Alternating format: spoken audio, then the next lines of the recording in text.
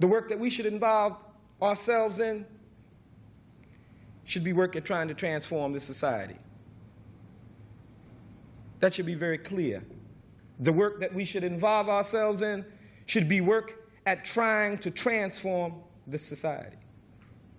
Now, when we talk about a capitalist society, basically what we are talking about, and I know many people here know what capitalism is, but I also know that in this audience there are a lot of students, and I know every day you come here to this college and they fill you full of bourgeois ideology from early in the morning to late at night. I know that every day they fill you with the ideology and the worldview of the ruling class. Why?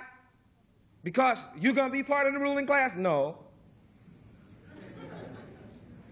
But so you will be willing to fight till the death to support this system. Most of you, even those who come from working class backgrounds or oppressed nationality backgrounds, when you come to this college, what they hope that you will become, you see, between the two great classes in society, between the bourgeoisie who owns the means of production and between the great masses who work, who sell their labor, there is another class, of course, the one in the middle. That's the class you're being prepared to enter, the middle class. What you're supposed to be is functionaries.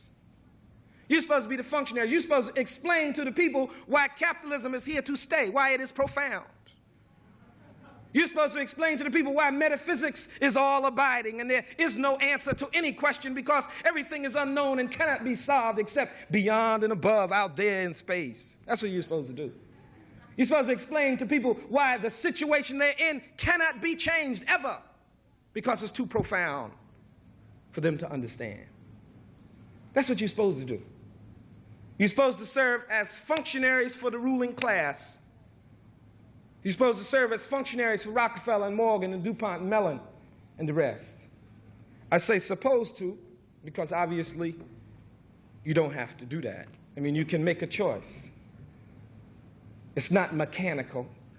You don't have to go through college and just mechanically and automatically become like a lackey for Rockefeller just because you got a degree. You don't have to do that. But the only way to get around that would be how? Would be to consciously understand that position you're in and consciously struggle against bourgeois ideology. That is, by, say, being maybe a part of a study circle, to study, say, the history of this country and Marxism, Leninism. That would be one way. To organize yourself into a study group that also not only studied, but tried to transform the reality where you are right here on this campus.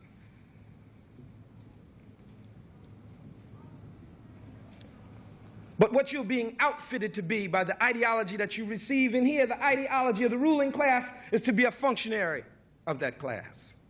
So that you can go out and continue to give the same old stale bourgeois definitions of art, the same old stale bourgeois definitions of sociology or psychology or medicine or economics or even athletics, whatever it is that you're in, communications. You're being outfitted to be a communicator of lies. But capitalism is an economic system characterized by private ownership of the means of producing wealth. All societies must answer that question: how do they produce their food, clothing, and shelter? Because if they can't answer that, of course, they don't exist. They abstract. Capitalism is characterized by the private ownership of the means of producing the wealth, the land, the factories, the mineral wealth, the waterways. And what Karl Marx discovered, and by discovering this through his analysis of capitalism, transformed socialism from a utopian affair into a scientific affair. Karl Marx saw that capitalism followed the very laws of motion of matter itself, hence dialectical materialism. He found out that the society develops through its economic modes of production, hence historical materialism. Karl Marx discovered how capitalism came into being, how it would develop, how it would change, and ultimately how it would go out of being. Karl Marx also discovered the secret of capitalism called surplus value. What is surplus value? Surplus value is all the wealth that the workers create that they don't get.